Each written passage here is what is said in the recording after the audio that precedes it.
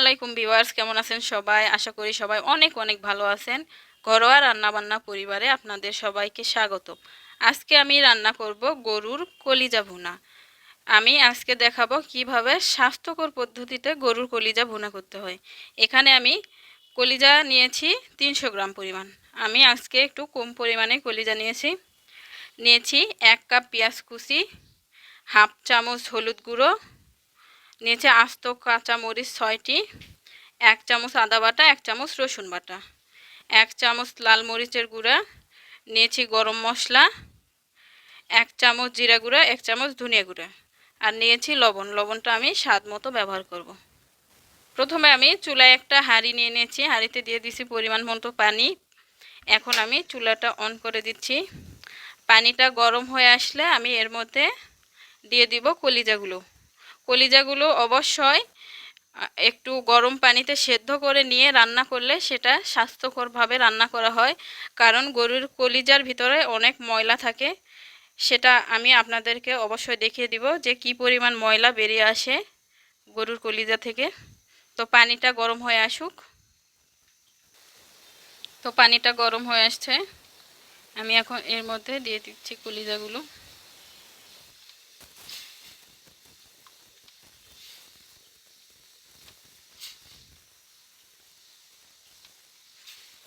কলিজাগুলো দিয়ে আমি জাল করে নিব 5 মিনিট।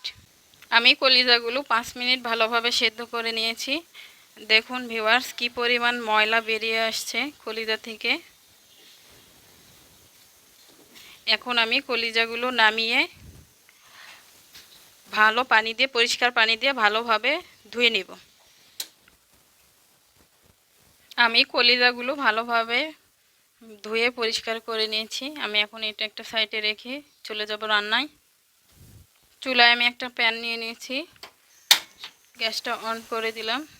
প্যানটা গরম হয়ে আসলে দিয়ে দিব তেল। প্যানটা গরম হয়ে আসছে, আমি এখন দিয়ে দিচ্ছি তেল। আমি এখানে সরিষার তেল ব্যবহার করতেছি, আপনারা চাইলে সয়াবিন তেলও ব্যবহার করতে পারেন। তেলটা গরম হয়ে আসলে এর মধ্যে দিয়ে দেব পেঁয়াজ কুচিগুলো।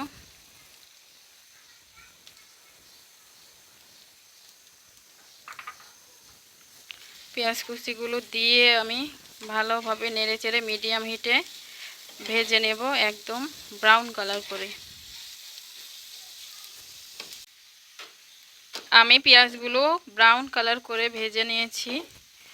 আমি এখন এখান থেকে অল্প পরিমাণ পেঁয়াজ উঠিয়ে রাখবো, যেটা আমি পরে ব্যবহার করব রান্নার।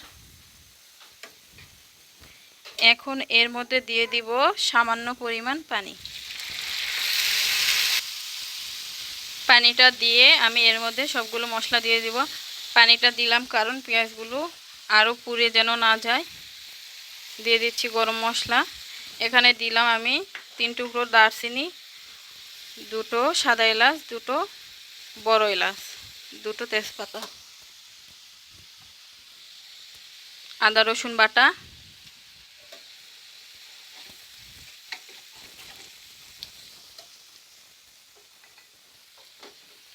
ধনিয়া গুঁড়ো, জিরে গুঁড়ো,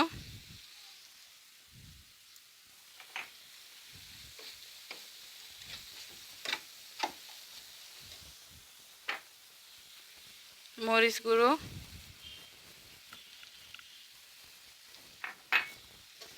মশলাগুলো দেওয়ার সময় অবশ্যই চুলার হিটটা লোতে রাখতে হবে, না হলে মশলাগুলো পুড়ে যাওয়ার সম্ভাবনা থাকে। হলুদ গুঁড়ো, লবণ স্বাদ মতো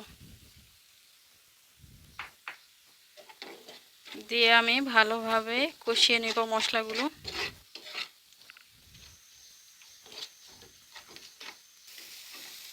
মশলাগুলো আমি 2 মিনিট ভালোভাবে কষিয়ে নিয়েছি। এখন আমি এর মধ্যে দিয়ে দিব আরও একটু পানি, সামান্য পরিমাণ পানি দিয়ে আমি আবারও ভালোভাবে কষিয়ে নেব মশলাগুলো।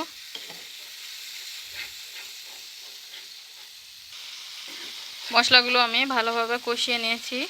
মশলার উপর দিয়ে তেল ছেড়ে দিয়েছে। এখন আমি এর মধ্যে দিয়ে দিব সেদ্ধ করে রাখা কলিজাগুলো। আপনারা সেম পদ্ধতিতে বেশি কলিজা দিয়েও রান্না করে নিতে পারেন। তো আমি কলিজাগুলো দিয়ে নেড়ে চেড়ে ভালোভাবে কষিয়ে নেব।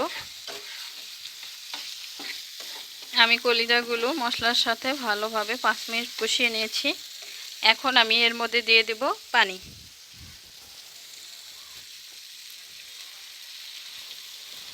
এখানে আমি অল্প পরিমাণ পানি দিয়ে ঢেকে রান্না করব পুরো পানি টেনে আসা পর্যন্ত, এবং এই পানিতেই কলিজাগুলো ভালোভাবে সেদ্ধ হয়ে যাবে। তো কলিজার পানি অনেকটা টেনে এসছে, একদম মাখা মাখা হয়ে গেছে। এখন আমি এর মধ্যে দিয়ে দিব হাফ চামচ এরকম গরম মশলা গুঁড়ো।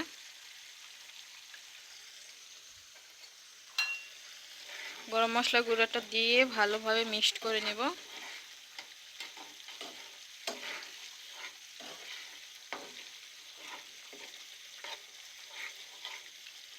মিক্সড করে নিয়ে এর মধ্যে দিয়ে দিব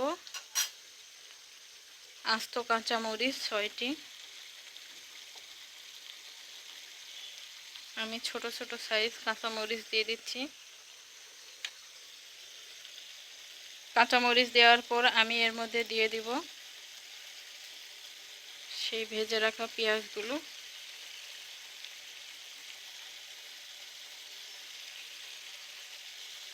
পেঁয়াজগুলো দিয়ে আমি ঢেকে রান্না করব 2 মিনিট। আমার কলিজা ভুনা একদম পুরোপুরি রেডি। এখন আমি চুলাটা অফ করে দিচ্ছি। চুলাটা অফ করে এখন আমি পরিবেশন করে নেব। আমি কলিজাগুলো চুলা থেকে নামিয়ে সার্ভ করে নিয়েছি পরিবেশনের জন্য। তো তৈরি হয়ে গেল মজাদার কলিজা ভুনা, খুবই স্বাস্থ্যকর পদ্ধতিতে। আপনারা এই পদ্ধতিটি ফলো করে একবার হলেও ট্রাই করবেন, খুবই ভালো লাগবে। কলিজা বাচ্চাদের জন্য খুবই স্বাস্থ্যকর একটি খাবার, বড়দের জন্য, বড়রা বাচ্চারা সবাই খেতে পারেন। তো আমার আজকের ভিডিওটা কেমন লাগলো অবশ্যই কমেন্টে জানাবেন। আমার চ্যানেলটিকে সাবস্ক্রাইব করবেন। আজকের ভিডিও এই পর্যন্তই, আবারও ফিরে আসব নতুন কোনো ভিডিও নিয়ে। আমার পাশে থাকবেন, আমাকে লাইক কমেন্ট শেয়ার বেশি বেশি করবেন। তো আজকের ভিডিও এই পর্যন্তই, আবারও ফিরে আসব নতুন কোনো ভিডিও নিয়ে। আল্লাহ হাফেজ।